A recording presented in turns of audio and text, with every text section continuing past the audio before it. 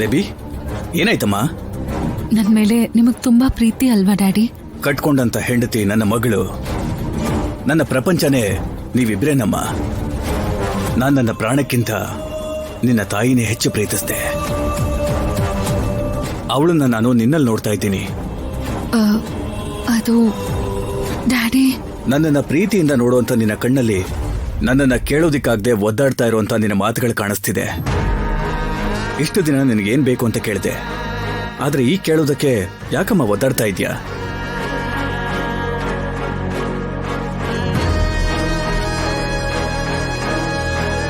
ಓ, ಪದ್ಮನ್ ಹೊಡೆದಿದ್ದ ವಿಚಾರದ ಬಗ್ಗೆನಾ? ಡ್ಯಾಡಿ, ನೀವ್ ಹೆಣ್ಮಕ್ಳಿಗೆ ಎಷ್ಟು ರೆಸ್ಪೆಕ್ಟ್ ಕೊಡ್ತೀರೋ ನನಗ್ ಗೊತ್ತು. ಬಟ್ ನಿನ್ ಸಂಕಟ ನನಗೆ ಅರ್ಥ ಆಗುತ್ತಮ್ಮ. ತನ್ನ ಮಗಳ ಬಗ್ಗೆ ಅಂಥ ಮಾತುಗಳನ್ನ ಆಡಿದಾಗ ಯಾವ ತಂದೆಗಾದ್ರೂ ಸಿಟ್ಟು ಬರುತ್ತಲ್ವೇನಮ್ಮ? ನಾನು ಕಂಟ್ರೋಲ್ ಮಾಡ್ಕೋಬೇಕಾಗಿತ್ತು. ನಿಮ್ಮ ಅತ್ತೆ ಮೇಲೆ ಕೈ ಮಾಡಿದ್ದು ತಪ್ಪೇನೆ. ಅದು ಕೂಡ ನನ್ ಮೇಲಿನ ಪ್ರೀತಿಯಿಂದಾನೇ ಅಲ್ವಾ ಡ್ಯಾಡಿ? ನೀವೇನಾದ್ರೂ ಮಾಡಿದ್ರೆ ಅದಕ್ಕೊಂದು ಕಾರಣ ಇರುತ್ತೆ. ನಿಮ್ ಮೇಲೆ ನನಗಿರೋ ಅಭಿಪ್ರಾಯ ಯಾವತ್ತೂ ಬದಲಾಗಲ್ಲ.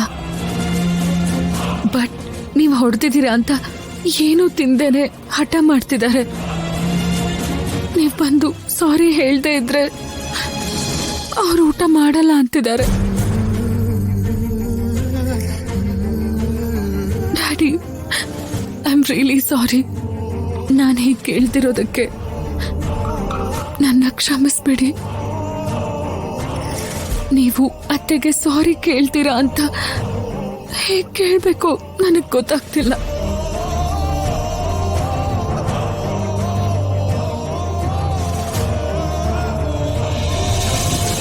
Don't get upset baby, I can understand. ನಾನು ಹೋಗಿ ಅವಳ ಹತ್ರ ಸಾರಿ ಕೇಳ್ತೀನಿ. ನನ್ನನ್ನು ಅಪಾರ್ಥ ಮಾಡ್ಕೊಂಡ್ರೂ ಪರವಾಗಿಲ್ಲಮ್ಮ. ನನ್ನ ಮಗಳ ಬಗ್ಗೆ ಯಾರು ತಪ್ಪಾಗಿ ಮಾತಾಡಬಾರ್ದು.